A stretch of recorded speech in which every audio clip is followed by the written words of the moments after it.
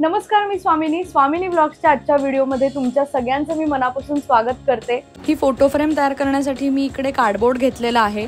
Photo फ्रेमची जी back side आहे तर त्याच्यासाठी स्क्वेअर कट करून घेतला आणि त्याच्यानंतर तुम्हाला जी विड्थ हवी आहे त्यानुसार अशा 4 मोठ्या स्ट्रिप्स करून घ्यायच्या आहेत। फक्त पेस्टिंग करताना पहिल्यांदा राईट आणि लेफ्ट साइडच्या 2 स्ट्रिप्स पेस्ट करून घ्यायच्या आणि त्याच्यानंतर वरची आणि खालच्या साइडची स्ट्रिप पेस्ट करायची, म्हणजे आपण जिथनं फोटो इन्सर्ट करणार आहोत ती जागा आपल्याला एकदम छान आणि क्लिअर मिळते। आता याच्यानंतर मी म्हणले तसं आपण लिप्पन आर्ट करणार आहोत। तर लिप्पन आर्ट म्हणजे काय, तर मी इकडे असे स्वर्ल पॅटर्न काढून घेतलेले आहेत या फोटो फ्रेमच्या वर।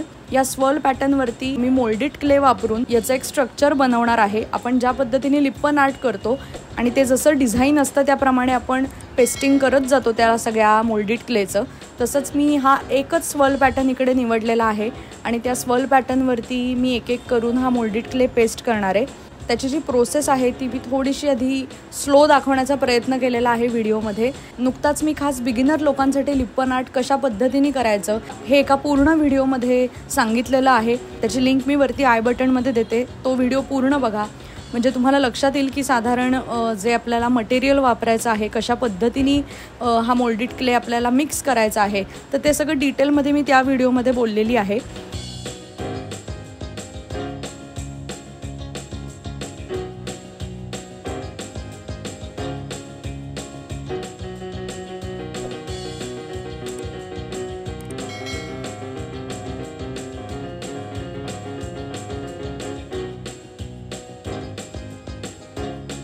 तर हे सगळे स्वर्ल पॅटर्न करून झाल्यानंतर ते छान वाळल्यानंतर मी या पूर्ण फोटो फ्रेमला टेक्स्चर व्हाईट देऊन घेणार आहे, म्हणजे जेसो देऊन घेणार आहे।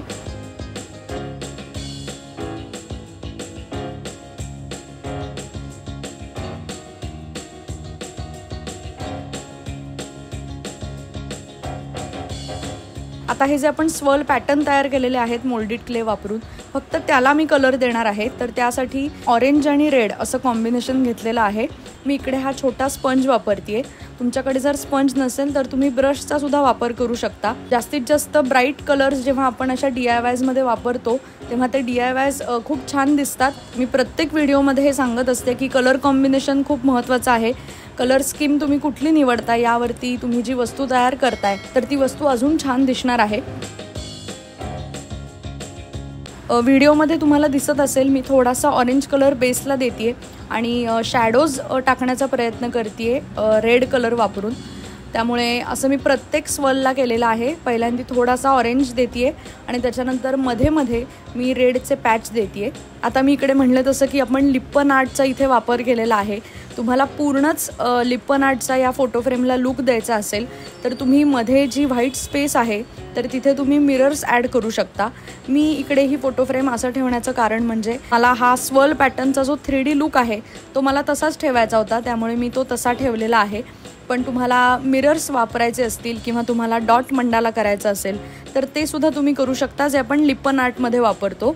तर इथे आपला बॅकग्राऊंडचा कलर जो आहे तर तो व्हाईट कलर आहे। डॉट मंडाला करायचा असेल तर शक्यतो तुम्ही ही जी आपण कलर स्कीम घेतलेली आहे रेड आणि ऑरेंज, तर त्यातलीच थोडीशी डार्क शेड तयार करून तुम्ही या स्वर्लच्या बाजूने छोटे डॉट्स तयार करू शकता। आता ह्याच्यात मला थोडंसं डिटेलिंग करायचं होतं, तर त्यासाठी मी रेडमध्ये थोडासा ब्राऊन कलर मिक्स केला आणि या प्रत्येक स्वर्ल पॅटर्नला मी बारीक राऊंड ब्रश वापरलाय। 0 किंवा 1 नंबरचा ब्रश तुम्ही वापरू शकता आणि आतनं मी थोडीशी आउटलाईन केली आणि अशा पद्धतीने आपली ही सुंदर फोटो फ्रेम तयार झालेली आहे। मी आत्ता म्हणले तसं हा जो लुक आहे तो मला खूप आवडला आणि त्याचं जे 3D टेक्स्चर आहे तर ते सुद्धा खूप छान दिसतंय या मोल्डेड क्लेचं, आणि ही कलर स्कीम सुद्धा खूप छान दिसतीये। सगळ्यात आधी मी कार्डबोर्ड घेतलेला आहे आणि राऊंडर वापरून एक सर्कल काढून घेतलेला आहे, बऱ्यापैकी मीडियम साईजचा। मेन सर्कलच्या आत एकूण 3 सर्कल मी काढलेले आहेत राऊंडर वापरूनच। तुम्हाला पाहिजे त्या मेजरमेंट्स तुम्ही घेऊ शकता। सगळ्यात पहिली जी बाहेरची साईड आहे तर त्याला मी रेड ॲक्रेलिक कलर दिलेला आहे। 2 ते 3 कोट्स मी प्रत्येक कलरचे दिलेले आहेत, जेणेकरून प्रत्येक रंग हा खूप छान बसेल।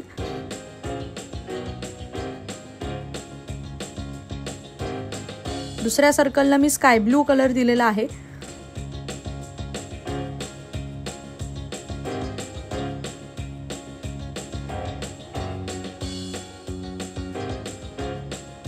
त्याच्यानंतरच्या सर्कलला ऑरेंज कलर दिलेला आहे.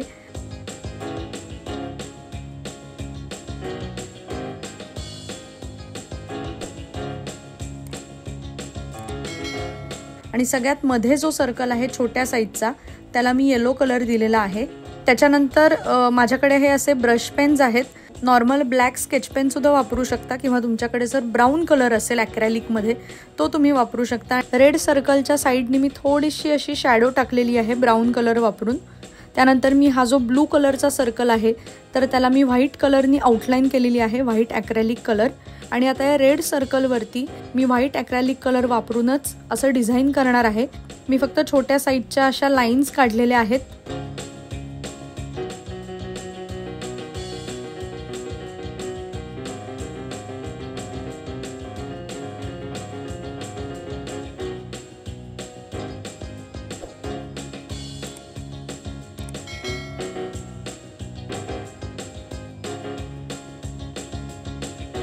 हे जे ऑरेंज सर्कल आहे तर त्याला पण मी आउटलाईन करून घेतलेली आहे.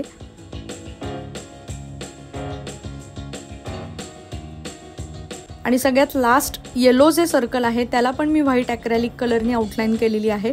मी म्हणले तसं हा जो वॉल हँगिंग पीस आहे तर हा खूप ॲस्थेटिक आहे आणि खूप व्हायब्रंट असे आपण कलर्स वापरलेले आहेत यामध्ये. आता हा जो ब्लू सर्कल आहे तर त्या सर्कलवरती मी छोटे असे रेड कलरचे डॉट्स देणार आहे.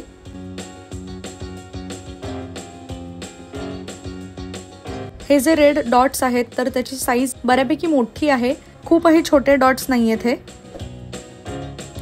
त्यानंतर या ऑरेंज सर्कलवरती 0 किंवा 1 नंबरचा ब्रश तुम्ही वापरू शकता आणि असे व्हाईट डॉट्स मी दिलेले आहेत.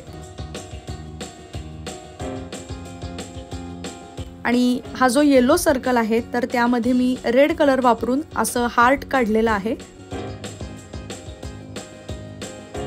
आता जी आपण छोटी रेड कलरची सर्कल्स काढली होती तर त्याला मी व्हाईट कलरनी आउटलाईन करणार आहे.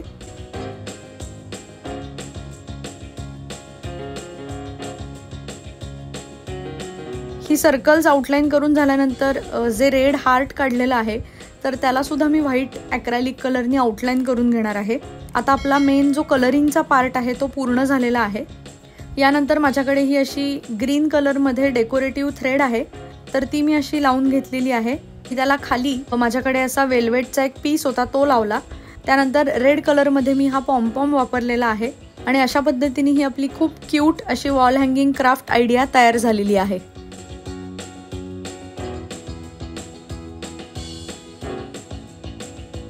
आजचा व्हिडिओ तुम्हाला कसा वाटला हे कमेंट करून सांगायला मला अजिबात विसरू नका.